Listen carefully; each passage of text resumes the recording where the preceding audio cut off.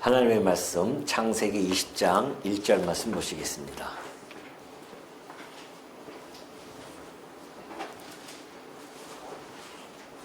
창세기 20장 1절입니다. 아브라함이 거기서 네게부 땅으로 옮겨가 가데스와 술 사이 그랄에 거류하며 그의 아내 사라를 자기 누이라 하였으므로 그랄 왕 아비멜렉이 사람을 보내어 사라를 데려갔더니 그 밤에 하나님이 아비멜렉에게 현몽하시고 그에게 이르시되 내가 데려간 이 여인으로 말미암아 내가 죽으리니 그는 남편이 있는 여자임이라.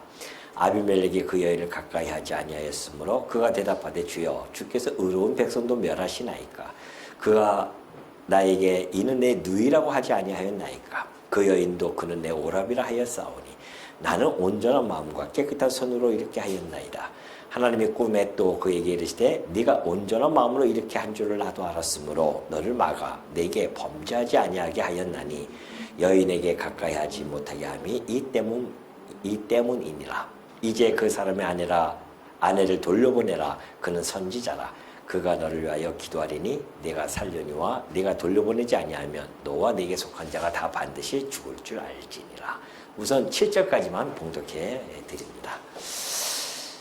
예, 우리 지난 시간에 소돔 고모라 멸망하는 사건을 우리가 봤고요. 그걸 통해서 우리가 장망성에 살고 있는 이 시대에 우리의 어떠한 태도를 가져야 되는가를 살펴본 바가 있습니다. 20장은 이제 아브라함이 또 다른 장면으로 넘어가죠. 이제 아브라함이 네게부 땅으로 가서 거기 그랄에 거류합니다. 그랄 왕 아비멜렉과의 그러한 사건이 이제 발생이 되어지죠. 우리가 기본적으로 성경은 이제 하나님 계시서라고 그렇게 하지 않습니까? 하나님을 계시해 주죠. 근데 하나님이 어떻게 무엇을 통해서 계시해 줄까요? 예, 성경을 통해서 계시해 주는데 성경이 하나님 계시서인데 계시를 무엇을 통해서 계시해 주냐는 거죠. 예. 꼭 그런 이제 방식이고, 그러니까 방식을 묻는, 물론 그것도 하나의 방식으로서 하는데, 제가 이제 원하는 답은 우리 피조물을 통해서 계시를 해야 된다는 거죠. 그죠? 하나님이 아무것도 없는데 뭐 혼자서 계시하십니까? 하나님의 계시는 인간들의 삶의 방식과 인간들의 역사, 이런 우주 만물에 통하여서 계시를 해준다는 것을 이야기한 겁니다. 제 질문은 매우 어렵지 않습니다. 단순하게 생각하시면은 다 답이 나올 수가 있죠. 그렇다고 한다면은 하나님을 피조물을 통해서 계시를 해주기 때문에 그 인물들의 행적에 대해서도 성경은 잘 기록해주고 있습니다. 그러니까 인물들의 행적을 통해서 하나님이 계시해 주는 거 아니겠습니까? 예를 들어서 아브라함을 불러서 너 아브라함 이름을 고치고 내가 너에게 약속해 줄게. 뭐 이런 것들이죠. 그걸 통해서 하나님이 언약대로 이루시는 분이심을 계시해 주는 그런 이야기를 좀 말씀드리는 겁니다. 그렇기 때문에 인간의 행적을 기록할 때에 성경은 그렇게 뭐 그 어떤 한 인간을 위해서 뭐 미화를 시킨다거나 또는 어떤 비하를 시킨다거나 그렇지 않습니다. 우리 세상에서는 위인전 같은 거 기록할 때 얼마나 많은 또 이 미화를 시킵니까? 그렇게 해서 그 사람을 배울 수 있도록 하고, 어떤 사람들은 아주 비하시켜가지고서는 우리의 배우지 못할 사람으로 그렇게 만들어 놓고, 세상의 위인전은 그렇지만은 그 잘못도 싹 감추고 좋은 것들만 드러내잖아요. 근데 성경은 그렇지 않습니다. 위인전이 아니기 때문에 그래요. 그래서 인간들의 다양한 개성뿐만이 아니라 그들의 행적, 또 아주 그 천태만상의 그 인간사, 이런 모든 것들을 다 기록하는데요. 그 과정에서 드러난 인간들의 본질, 인간이 가지고 있는 본질에 대해서 아주 성실히 잘 기록해주고 있어요. 그렇기 때문에 성경에 보면은 그 인간들의 이중적인 면들이 과감없이 나타납니다. 예를 들어서 선, 악에 대한 부분, 어떤 인물에 대한 선과 악이 항상 공존하고 있기 때문에 그 부분들, 또 선악, 그죠? 그죠? 선악. 그 다음에 진위죠. 거짓과 그 사람의 참된 모습들, 뭐 이런 것도 나타나고, 또 뭐 미취에 관한 부분, 아름다움이라가 아름다움, 또 어떤 추함들, 또 그 사람에 대한 용기가 있는 모습들을 그려내기도 하고, 비겁한 모습도 나타납니다. 우리가 성경 인물들 중에 다 그러지 않습니까? 야곱도 그랬었고요. 뭐 다윗 안 그렇습니까? 다윗도 그 아주 비겁하고 죄된 모습들을 다 그려내지 않습니까? 아주 그러니까 그가 하나님을 의지하는 그런 모습도 잘 그려내고, 바울도 그렇고 베드로도 다 그렇습니다. 오늘 이 본문에 나타난 아브라함도 역시 마찬가지입니다. 이게 아브라함의 모습을 보면은 우리가 정말 아브라함이 이럴 수가 있는가, 앞에서의 그 또 믿음의 그 역군으로서의 그 모습을 잘 보여주다가도 또 이러한 어려움을 겪는 그런 모습입니다. 오늘 우리 이 대목은 여러분이 잘 아시기 때문에 여러분이 이렇게 살펴볼 때 우리가 이 대목에서 살펴봐야 할 초점이 있습니다. 지금 아브라함이 넘어지는 그러한 삶의 모습에 초점을 맞추시면 안 되죠. 그게 아니라 지금 그 넘어지는 그 언약 자손, 그 아브라함을 또 보호해 가시고, 뿐만이 아니라 하나님의 그 신실하심과 전능하심, 그리고 주권성을 이 사건을 통해서 유감없이 보여주시죠. 그래서 우리는 거기에 초점을 맞춰야 됩니다. 하나님이 계시서기 때문에 하나님이 아브라함을 통하여 어떻게 지금 섭리를 해 나가시고 계시는가. 사실 이 사건이 있기 전 24년 전 거슬러 올라가면 애굽 사건이 있었죠. 바로에게도 동일한 이런 사건이 벌어집니다. 그러나 이번 사건은 좀 약간 달라요. 양상이. 어떤 면에서 그 하는 행태는 똑같은데 하나님이 개입하시는 그 양상이 전혀 다릅니다. 이건 첫날부터 그 아내를, 아브라함 사라를 그 그랄 왕이 취하고 이제 아내로 맞이하고 그 첫날부터 하나님의 적극적인 간섭과 개입이 시작합니다. 그래서 첫날부터 동침하지 못하게 하죠. 이런 적극적인 이 섭리 하나님이 하시는 이유는 이미 사라에게는 뭐가 있었을까요? 잉태된 언약 자손이 있었다는 겁니다. 왜냐면은 18장에서 그랬잖아요. 천사들이 나타나서 내년 이맘때에 너는 아들이 있을 거야. 아들이 잉태하는 것이 아니라 아들을 안을 수 있다는 거 아니겠습니까? 그렇기 때문에 지금 하나님께서 철저하게 이 사건을 통해서 어떻게 하나님이 섭리해 가시는지를 우리가 한번 주목해서 보면은 참으로 우리 하나님이 어떠한 분인지를 다시 한번 깨닫는 시간이 될 것입니다. 자, 1절부터 3절까지 보면은 아브라함이 거기서 네게부 땅으로 옮겨가 가데스와 술 사이 그랄에 거류하며 그의 아내 사라를 자기 누이라 하였으므로 그랄 왕 아비멜렉에 사람을 보내어 사라를 데려갑니다. 사실 이 아브라함의 연약함이 잘 나타나는 부분인데요. 비록 그가 믿음으로 의롭다함을 얻었습니다. 그러니까 그가 행위로 의로운 것이 아님이 너무도 분명하죠. 행위로 의롭다고 하셨으면 아마 이런 면에서 의롭게 나타날 수도 있었을 것입니다. 그런데 믿음으로 의롭다함을 얻었기 때문에 역시 그가 여전히 어려운 현실 앞에서는 정말 인간적인 방법을 의지할 수밖에 없는 그런 연약한 존재로서 나타나게 됩니다. 이 아브라함 보니까요, 진실을 얘기하잖아요. 근데 진실을 얘기하는데 사실은 자기 유익에 따라서 선택된 진실을 이야기하는 겁니다. 사라는 내 누이가 맞소. 그건 맞아요. 누이가 맞습니다. 이복 누이니까는 누이는 맞아요. 그러나 그럼과 동시에 뭐예요? 아내입니다. 근데 아내는 얘기 안 하잖아요. 아브라함의 아내라고 얘기는 안 해요. 그러나 누이, 진실이 두 개지만은 하나 선택을 합니다. 자기 유익에 따라서. 우리 인간의 모습이 그런 정확하게 드러나는 모습입니다. 우리도 역시 마찬가지죠.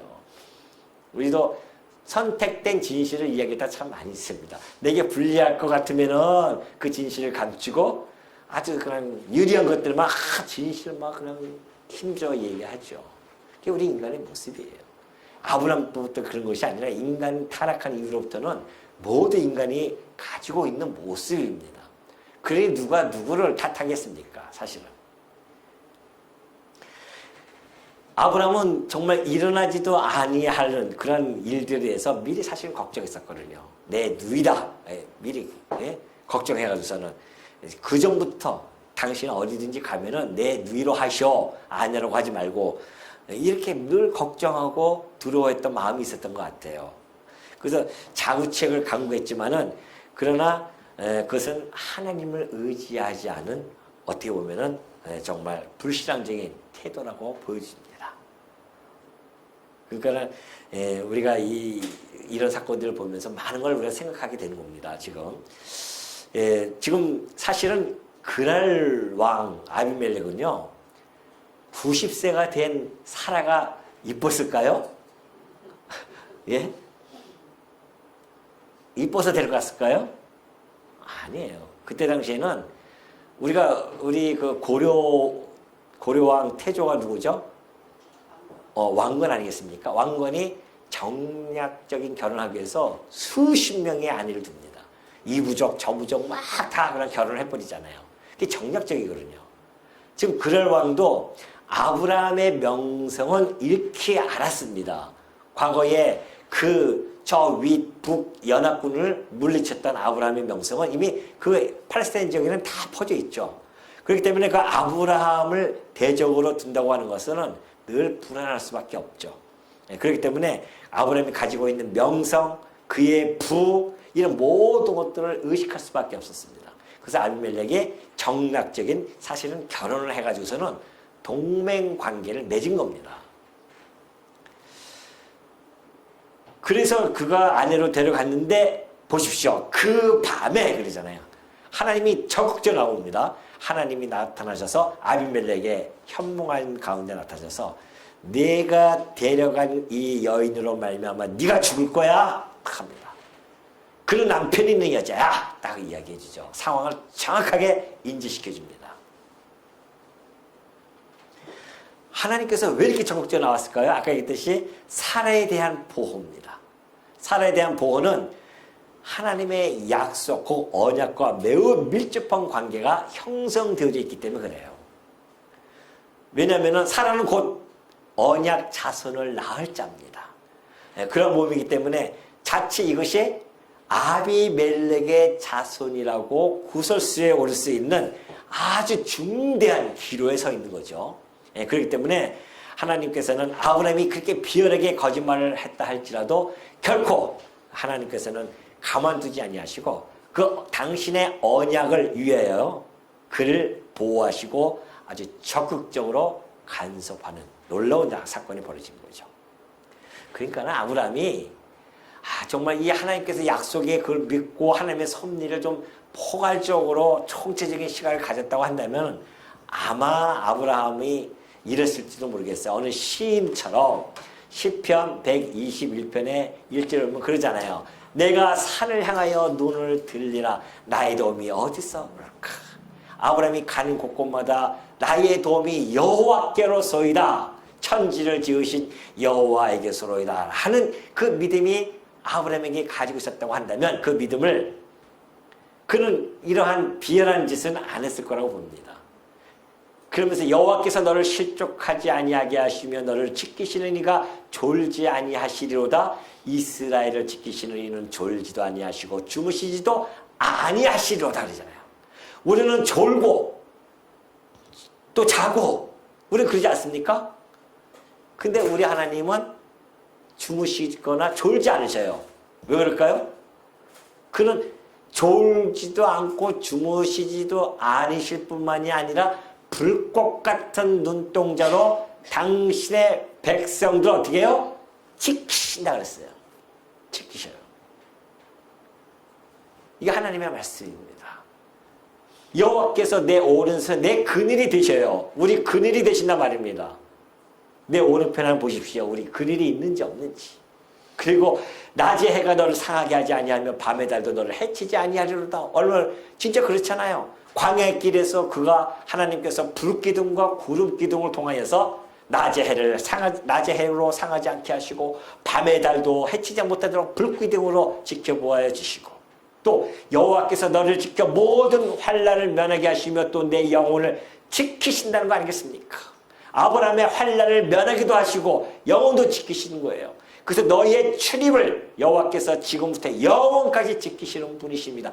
너는 내 것이라 하고 하나님이 선택한 자들에게는 하나님이 출입해 하시는데 영원토록 들어갈 때나 나올 때나 영원까지 하나님이 지켜보아 주십니다.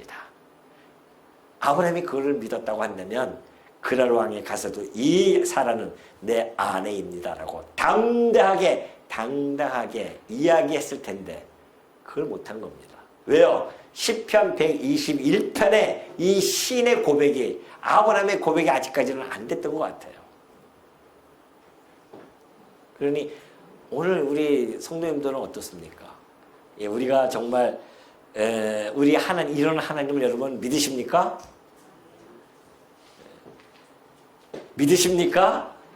이런 하나님을 정말 어떤 어려움 앞에서도 하나님이 나를 지켜보아 주고 계셔. 당신의 불꽃 같은 눈동자로 지키신다고 하는 것. 그것이 믿어진다고 한다면 담대히 사시면 됩니다. 당당하게 사세요. 우리 주님 하나님은 졸지도 않으셔요. 우리 주무시지도 않는다 말입니다.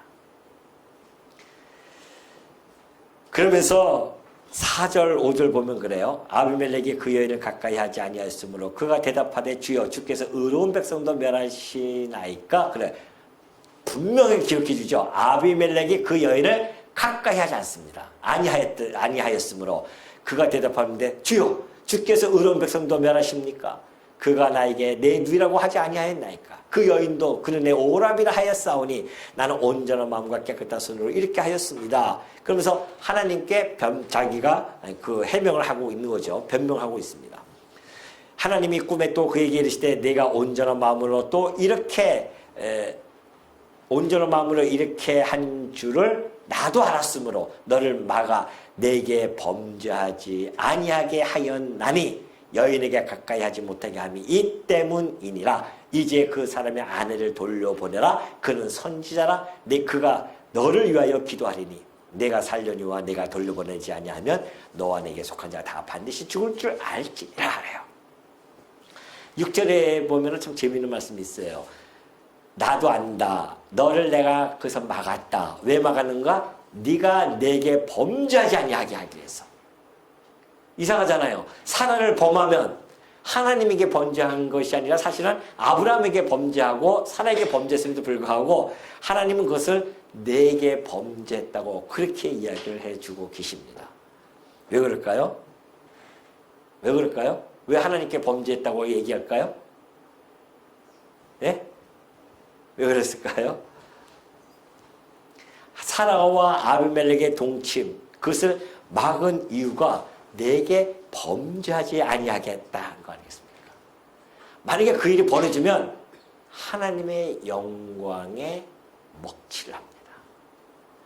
그까지 그 둘이 뭐 동침하는데 그것도 속여서 이렇게 된 건데 그게 뭐 이렇게 하나님의 먹칠을 합니까? 영광에. 그럴 수밖에 없죠.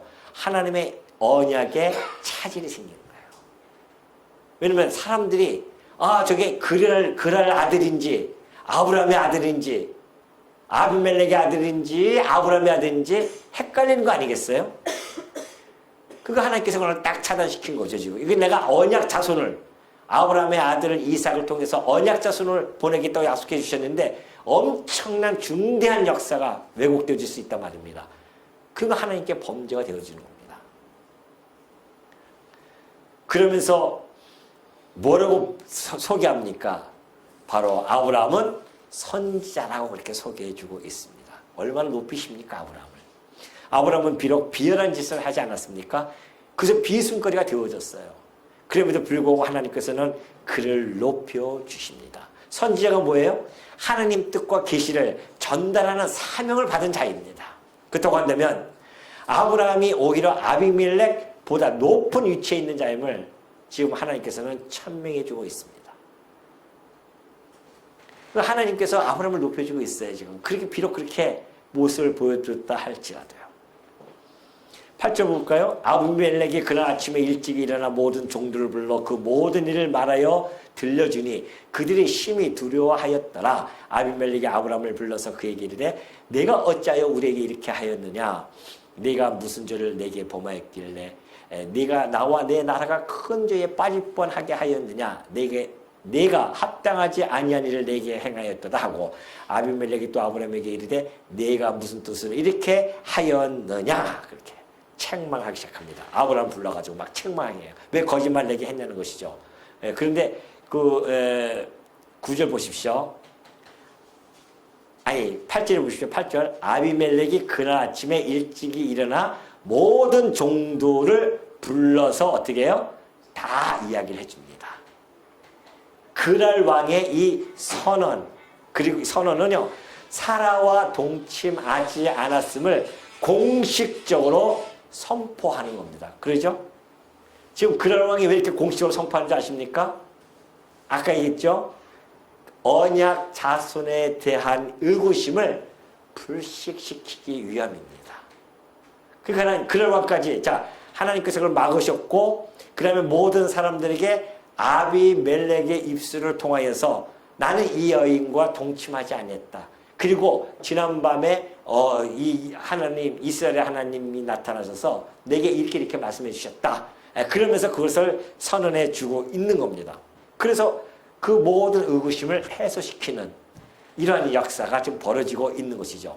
그러니까 지금 이 20장을 그냥 적는 것이 아니에요. 지금 한 절 한 절 보면은 하나님이 얼마나 철두철미하게 당신의 언약 자손을 보호해 가시는지. 그럼 왜 언약 자손을 그렇게 보호해 가실까요?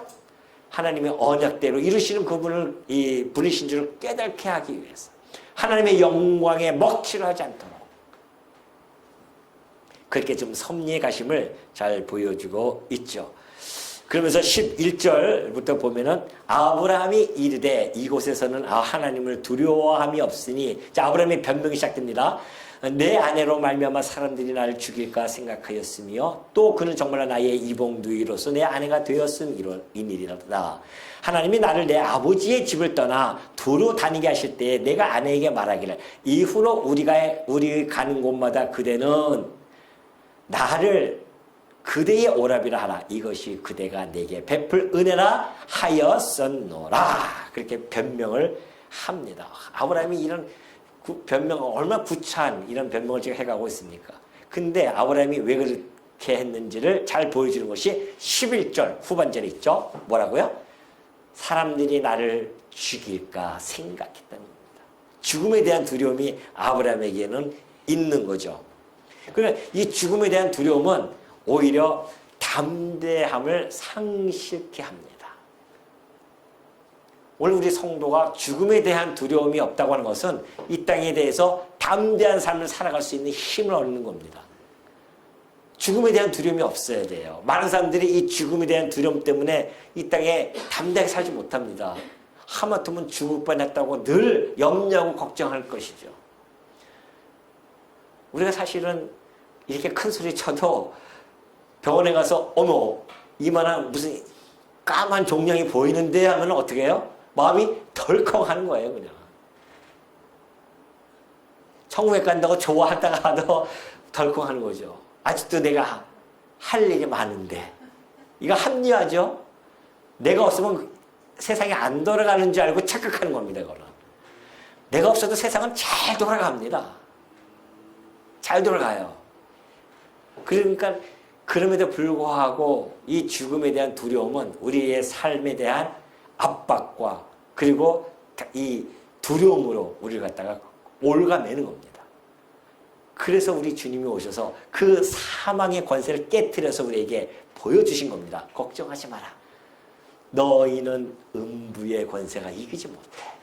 사망의 권세를 우리가 이긴다고 하는 이 말씀을 주신 것은 우리에게 평안을 주시기 위한 거 아니겠습니까? 그래서 세상이 주는 평안과 달라. 우리 주님이 주시는 평안은 세상이 주는 평안이 아닙니다. 일시적인 평안이 아니에요. 영원한 평안이란 말이죠. 왜요? 죽음이 우리를 침범하지 못하는 그런 평안이 우리에게 있습니다. 사망의 권세를 깨뜨린 분이시고 우리는 사망의 권세를 이긴 자들입니다. 우리에게 그 사망이 우리를 엄습해 줄 수가 없어요. 우리의 생명이 우리 안에 있는 사망을 삼킬 겁니다.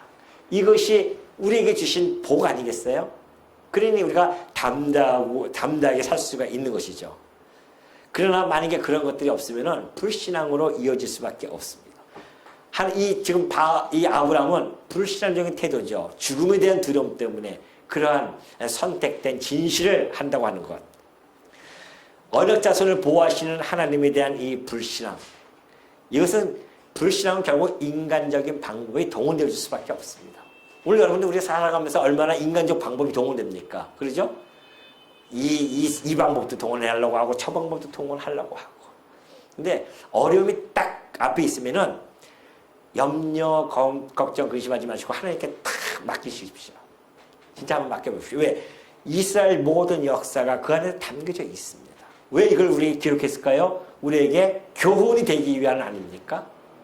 하나님이 내가 졸지도 않고 주무시지도 않고 우리를 지켜주셔. 이걸 우리에게 보여주시는 거란 말입니다. 그러니까 그 하나님을 믿고 우리가 살아간다고 하는 것은 정말 세상이 감당하지 못할 그러한 삶으로의 그러한 역사가 이루어질 수 있다는 것을 잘 보여주고 있죠. 이걸 보면 우리가 아브라함이 비록 믿음의 조상이 되어졌지만은 이 역시 하나님의 철저한 은혜임이 너무나 여실히 드러납니다. 그래서 우리 믿음의 백성들, 우리도 역시 마찬가지예요. 교만할 수가 없습니다.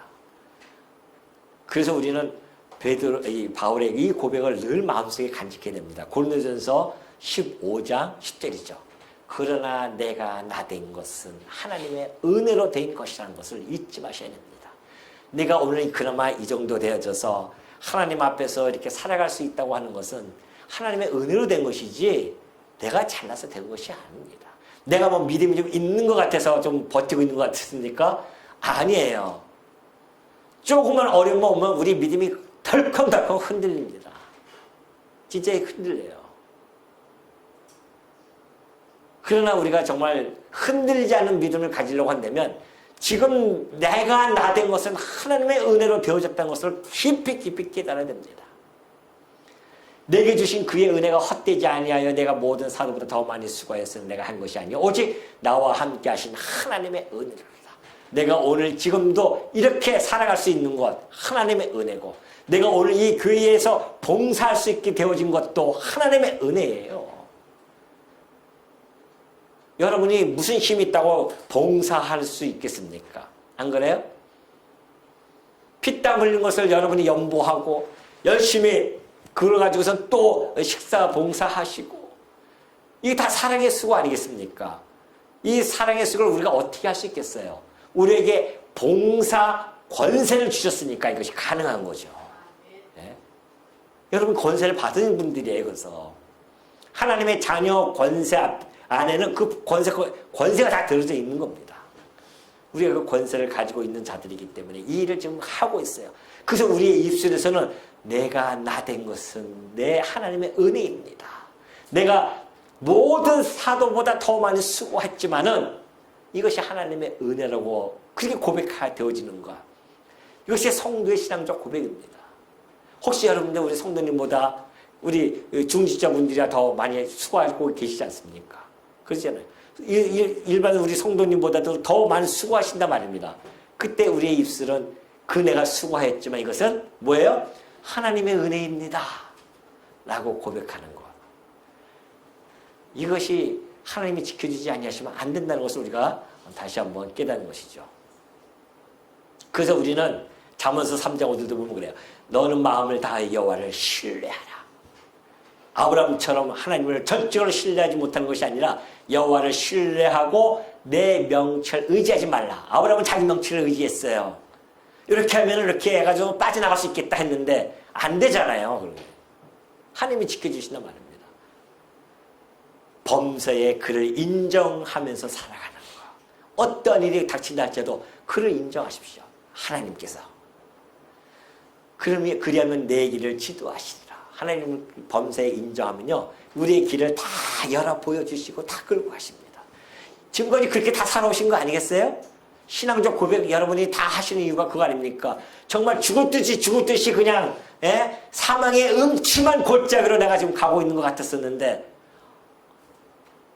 그런데 그 해가 나에게 오지 않고 지금도 여전히 살아가게 하시는 그 하나님.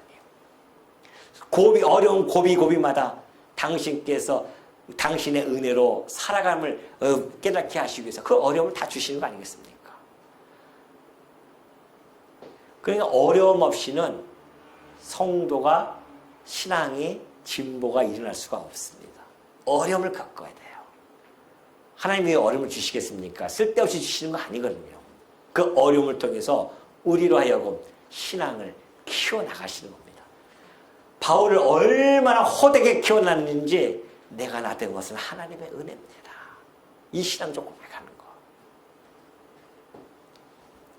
그렇기 때문에 우리 성도들은 하나님을 믿되 입과 머리로만 믿는 신앙이 아닙니다. 관념적으로 우리 신앙을 가지고 있으면 안 돼요.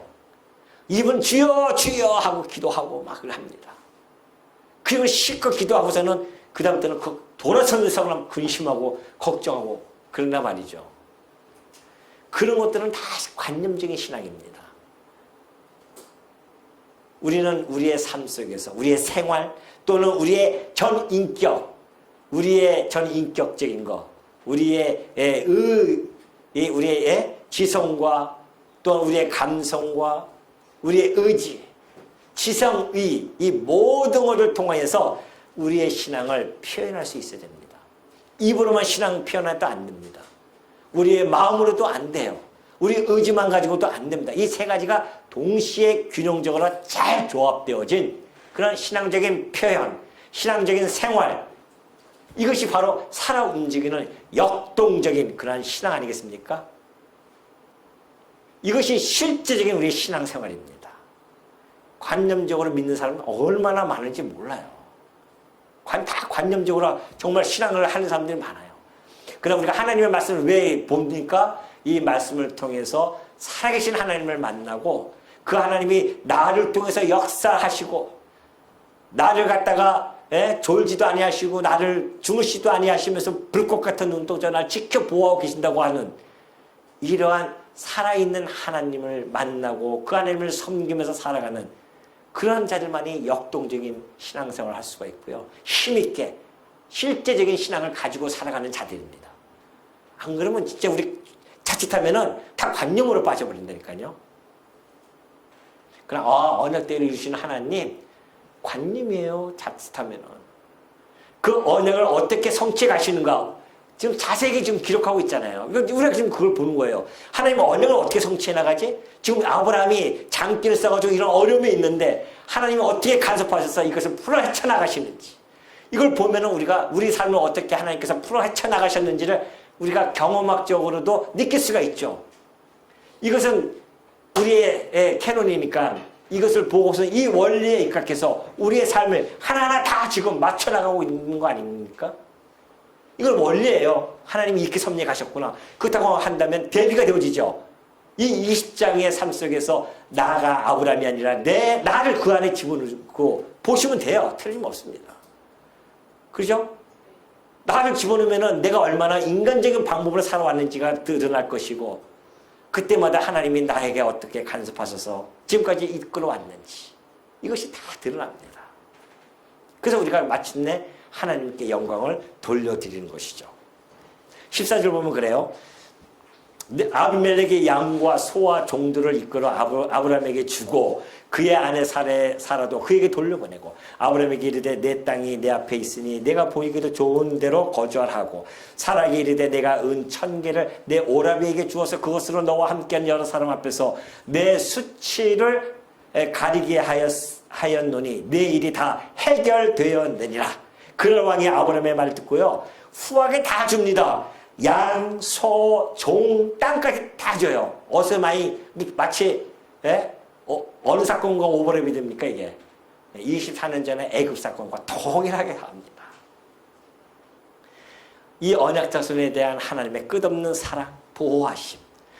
그러니까 거짓말해도 하나님이 이렇게 해주시구나. 지금 그걸 교훈해 주는 걸까요? 설마 그렇게 곁길로 빠지진 않으셨겠죠? 오늘부터 열심히 거짓말 해야겠다. 그럼 하나님께서 내게 양소 종땅 주실 거야. 해보십시오. 어떻게 되는지. 비록 거짓말을 했어도 오히려 그것을 선으로 변개하시는 하나님의 섭리. 왜요? 언약 자손 때문에 그래요. 요셉이 그러지 않았습니까? 형들이 나를 해하려 했지만은 하나님은 그것을 선으로 바꾸셨습니다. 아브라함이 비록 거짓말했지만은 하나님은 그걸 선으로 바꾸셔서 당신의 뜻과 목적을 이루어 가신다는 것. 이 안에 다 잠겨져 있는 겁니다. 그러니 하나님의 섭리는 신묘불측한 거예요. 우리가 헤아릴 수가 없어요. 하나님의 섭리를. 그래서 우리가 하나님께 전적으로 의지하고 살아갈 수밖에 없습니다. 아브라함이 17절 아브라함이 하나님께 기도하며 하나님이 아비멜렉과 그의 아내와 여종을 치루하사 출산하게 하셨으니 여호와께서 이왕에 아브라함의 아내 사라의 일로 아비멜렉의 집의 모든 태를 닫으셨음이더라 그래요. 자, 아브라함의 기도로 그의 왕의 아내가 드디어 생산하게 됐다. 하나님이 얼마나 높이십니까? 선지자 아브라함을 통하여서요 기도를 들어주셔서 아브라함이 얼마나 지금 아비멜렉의 명예가 실추되어졌습니까? 책망도 받고 왜 그렇게 했냐 막 이러면서 니네 하나님 졸지도 아니하시고 주무시지도 아니 하나님 널 지켜보고 계시는데 너 왜 그랬느냐? 얼마나 책망받았어요? 그렇게 깊이 얘기는 안 했지만은 지금처럼 깊이 얘기를 안 했지만은 그랬지만 하나님께서는 그 아브라함을 위상을 아주 격상시켜 주십니다. 하나님은 언약자손을 결코 부끄러운 가운데 내버려 두지 아니하십니다. 그것이 우리가 하나님 중심적으로 살아야 하는 이유이기도 합니다. 우리의 삶이 왜 하나님 중심적으로 살아야 되는가? 우리를 부끄럽게 하지 아니하십니다. 당신의 아들을 부끄럽게 하지 않으셔요. 드디어 아브라함은 그 모든 아픔을 딛고서 다시 생애 대반전을 이루는 사건이죠. 그가 기도함으로 자녀 아비멜렉 출산을 하게 되어집니다. 근데 보십시오. 18절 후반절을 보니까 아비멜렉의 집의 모든 태를 18절 여호와께서 이왕에 아브라함의 아내 사레의 일로 아비멜렉의 집의 모든 태를 다 다르셔버렸어요. 그래서 그 아비멜렉 종서부터 시작해서 후궁, 왕비, 정비 다 합해서 자식들 다 못 낳습니다. 그때 당시에 다. 왜 그랬을까? 하나님이 다 태를 다르셨어요. 만약에 그 와중에 누구라도 자식을 낳아버리면은, 아비멜렉이 생산 능력이 있네? 또 의심할 거 아니에요. 하나님께서 다 달아버렸어요. 그러니, 그러니까 그 사레와 아비멜렉이 아무 동침하지 않았음이 역사적으로 드러나야 이삭이 아브라함의 자손이 되어지고요. 그래서 그걸 통해서 하나님의 언약이 그대로 이어져서 언약 자손인 메시아까지 되어집니다. 안 그랬으면은 자칫하면은 이런 의구심이 있어지면은 아비멜렉과 또 뭐예요? 다윗의 자손이 이렇게 나올 수도 있단 말입니다. 아자가 똑같다고 해서 비슷한 게 아니잖아요. 그래서 하나님께서는 아브라함과 다윗의 자손으로 만드시기 위해서 이런 역사를 섭리해 가셨다는 것. 이것이 이제 21장 다음 장입니다. 다음 장에서 태어나게 될 이삭이 아브라함의 후손이라는 사실에 대해서 조금의 의문에 여기지도 남기지 않도록 그걸 없애고자 이렇게 그 태를 다 다루셨고 첫날 밤에 동침하지 못하게 하나님이 나타나셔서 그렇게 하셨고 결국은 하나님의 언약은 신실하게 이루어짐을 보여줌으로 말미암아 아브라함은 이제 이 사건을 통해서 더욱 어떻게 해요? 믿음이 성장되어지고 마침내 21장에 실제로 아들을 이삭을 봄으로 말미암아 그는 아들 이삭을 바칠 수 있는 믿음의 조상이 되기까지 하나님이 그를 키워나가신다는 거. 이것이 정말 하나님의 해섭니다. 그렇기 때문에 지금 믿음을 쌓아가고 있는 겁니다. 아브라함이 이삭을 바치는 믿음이 하루아침에 뚝딱 떨어진 것이 아니라니까요. 수십 년 동안 믿음을 키워가셔요. 보여주셔가지고서는. 오늘 우리가 왜 믿음을 갖게 되어졌습니까? 하나님이 수천 년 동안 이 말씀을 통해서 그 믿음의 역사를 보여주셨고 마침내 예수 그리스도를 우리에게 보내주셔서 우리로 하여금 믿게 해주셨기 때문에 우리가 믿는 것이지, 그거 없으면 우리가 어떻게 믿을 수 있겠습니까? 그러니까 우리의 믿음조차도 하나님이 믿음을 쌓아주셔서 믿게 해주신 겁니다. 그러니 이 믿음도 역시 하나님이 주시는 은혜요, 선물일 수밖에 없고요. 그렇다고 한다면 오늘 이 십장을 통해서 우리는 하나님이 이런 섭리, 정말 하나님께서 당신의 언약을 이루어 나가시기 위해서 오늘 역시 마찬가지입니다. 우리 이 언약 자손들, 이 우리 자손들을 위하여 지금 하나님이 보호해 가시는 것은 하나님의 그 이름에 먹칠을 하지 않도록, 아브라함이 얘기했듯이 의인과 악인을 함께 멸하시면은 하나님은 어떠하십니까? 하나님의 공의가 영광에 떨어지잖아요. 그래서 우리를 악인과 멸하지 아니하시기 위하여 우리를 의를 지켜 보호해 주시고 마침내 마지막 종말에 가서는 우리를 하나님의 의의 백성들만 구원시켜 주심으로 말미암아 하나님의 찬란한 그 여호와 이름은 온 우주에 영광이 나타날 것이고 우리는 그 이름을 영원토록 세세토록 찬송되어질 것. 그래서 우리는 이 말씀을 통해서 우리의 믿음이 더욱 쌓아진다는 것 마음속에 간직하시고 하나님께 마음껏 찬양드리는 주의 종들 되어주시기를 당부드립니다.